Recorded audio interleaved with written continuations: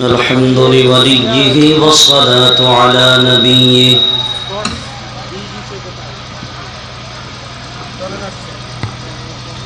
والوزن والعدل والفضل والنظم والعظم بالجزم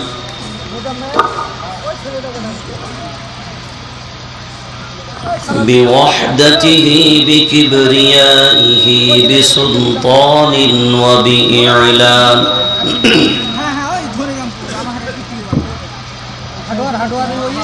وبإعلان وبإيمان وبإتقان وبيان في فرقان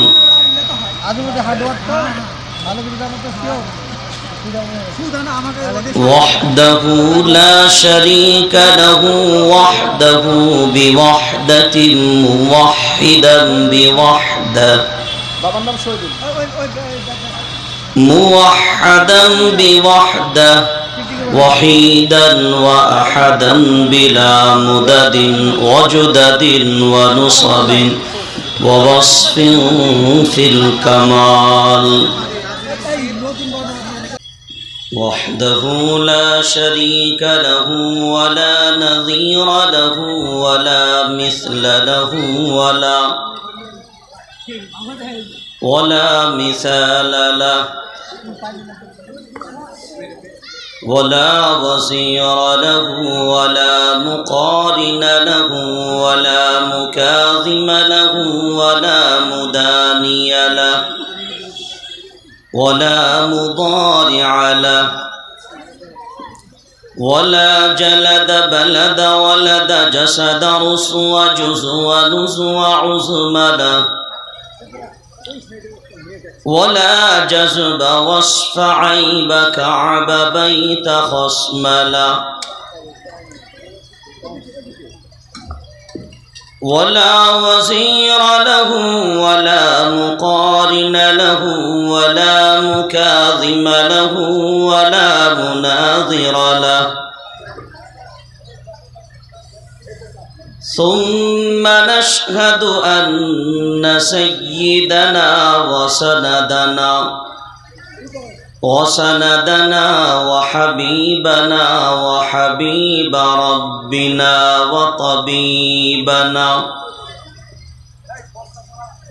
وطبيب قلوبنا ومولانا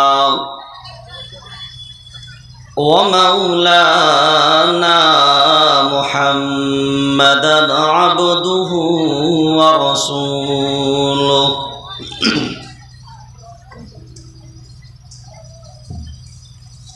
صلى الله تعالى عليه وعلى آله وأصحابه وبارك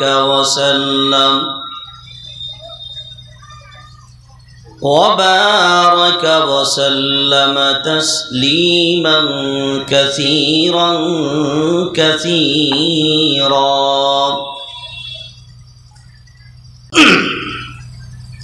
আলহামদুলিল্লাহ সমস্ত প্রশংসা মহান আল্লাহ তাবারক ওয়া তাআলার জন্য, যিনি আমাদের প্রত্যেককে আজকের এই পুত পবিত্র কোরআনের বরকতপূর্ণ ফাঁকা মজলিসে আসার ও বসার সুযোগ দান করেছেন। সকলেই প্রাণ খুলে জুবান ছেড়ে মাবুদের দরবারে তার শুকরিয়া জ্ঞাপনার্থে উচ্চ আওয়াজে মিলিত কণ্ঠে একই সাথে একই বাক্যে এক আওয়াজে বলি আলহামদুলিল্লাহ। না, আলহামদুলিল্লাহ বলবেন না, বলার থেকে না বলা অনেক ভালো।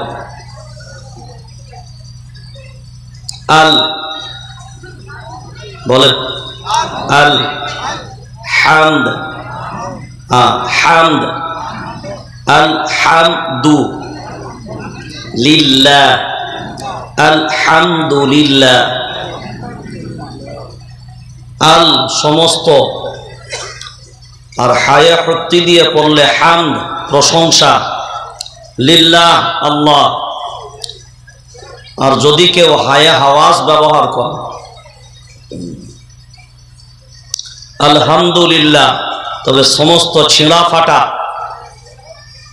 সব আল্লাহর জন্য। নাউযুবিল্লাহ। আল্লাহকে দেব ছেঁড়া ফাটা? বিবি পড়বে ভালো, বউ পড়বে ভালো, ছেলে পড়বে ভালো, শ্বশুর পড়বে ভালো, শালি পড়বে ভালো, আমি পড়বো ভালো, আর আল্লাহর জন্য ছেঁড়া ফাটা হবে? সেই জন্য প্রশংসার মতো হতে হবে। তবে আমি বুঝতে পারলাম না যে আমাকে 280 কিলোমিটার গাড়ি ছুটিয়ে আসতে হলো এই কটা লোককে কথা শোনানোর জন্যে। আমি স্টেজে ডাইরেক্ট বলছি, বাই লাইভে বলছি। যদি আমি জানতাম যে এরকম মজলিস হবে, আমি দাওয়াতই নিতাম না। আমি 100-200 জন মানুষকে শোনানোর জন্যে একটা মাদ্রাসার প্রোগ্রাম 20,000 টাকা খরচ করে আমাকে দাওয়াত করবে। এই 200 লোককে আমি কথা শোনানোর জন্য সুদূর 280 কিলোমিটার রাস্তা সফর করে আসলাম। মানুষের যদি এইটুকু ধৈর্য আর প্রত্যেকটা জিনিসের একটা সিস্টেম নির্দিষ্ট হওয়া খুব জরুরি। সিস্টেমের বাইরে গেলে প্রত্যেকটা জিনিসই এলোমেলো হবে, অবাঞ্ছিত হবে, অসংরক্ষিত হবে।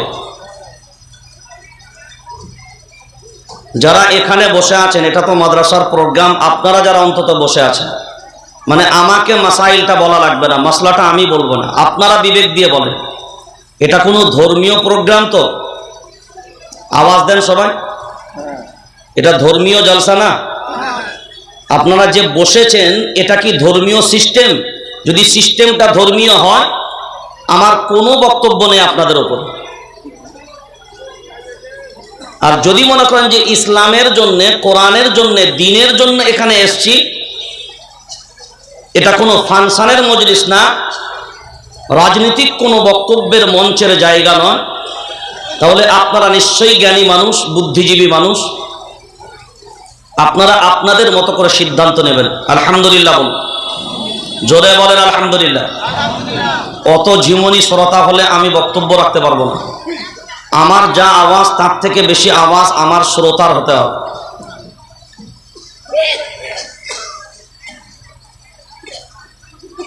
আজকের জলসার স্বনামধন্য সভাপতি, আমন্ত্রিত অতিথি, বিশেষ অতিথি উলামায়ে কেরাম, মঞ্চে ও সামনে উপবিষ্ট সমস্ত উলামা হযরত, আইম্মায়ে মাসাজিদ,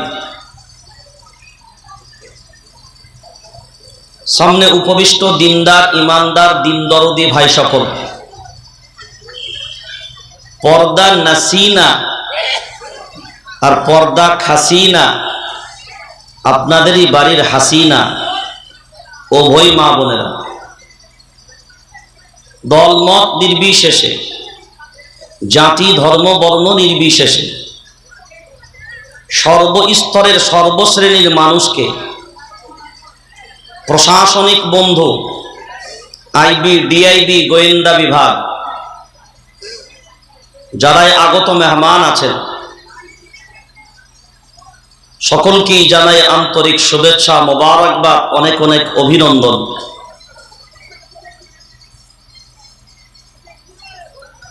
আমরা সবাই বলি, যার শেষ ভালো তার সব ভালো। আমার মনে হয় এটা একটা বকওয়াস কথা বলো। জাতি যদি এটা ভাবতো, আপনারা বিবেক দিয়ে এই মঞ্চটার অবস্থাটা দেখেন, যে একটা বক্তার বক্তব্য রাখার উপযুক্ত মঞ্চ কিনা। বিশ্লেষণ আমাকে করা লাগবে না, আপনারা বিবেচনা করে ভাবেন। চলেন 12:30 পর্যন্ত ইনশাআল্লাহ আপনাদের খিদমতে থাকব।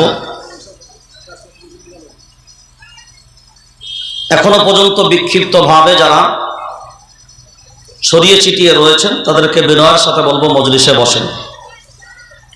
বর্তমান সময় আর সময়ের যা দাবি, তা নিয়ে আমরা যদি না ভাবি, জাতি জেনে রেখে দেন, নওজওয়ান জেনে রেখে দাও, চরম কিন্তু পস্তাবে।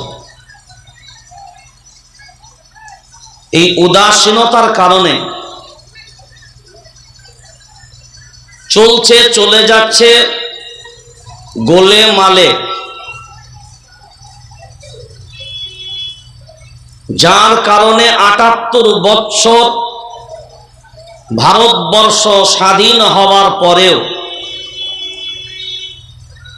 এখনো এদেশের মুসলমান বর্তমানে যেন মনে হয় আমরা স্বাধীন না পরাধীন হয়ে আছি। শুধুমাত্র এ জাতির অবহেলা, এ জাতির প্রতিটা বিষয়কে গুরুত্ব না দেওয়া এবং নিজের মতো করে মনচাহি জিন্দেগি জীবন পরিচালনা করা।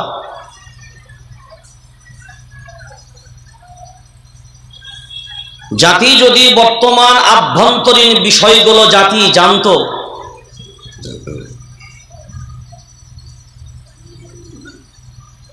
তো এ জাতি তারপরেও যে কি ভাবতো আল্লাহ বেহতার জানে। আগুন লেগে যাবার পরে চিল্লে আর কোনো লাভ নাই, আগুন লাগার আগে ঘরকে বাঁচানোর চেষ্টা করুন।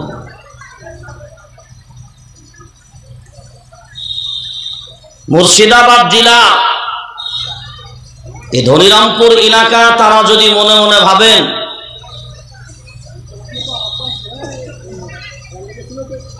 মুর্শিদাবাদ জেলায় আমরা তো মাশাআল্লাহ আমাদের কোনো সমস্যা নেই, আমরা খুব ভালো আছি, দেশে কোথায় কি হচ্ছে না হচ্ছে, কার কি গেল, মসজিদ কার গেল, আল্লাহ সম্পত্তি কার গেল, আমরা তো বেঁচে আছি, আমাদের গুণ তো টিকে আছে, আমাদের গুণ তো সংরক্ষিত আছে, আমাদের টেনশন নেবার দরকার কি?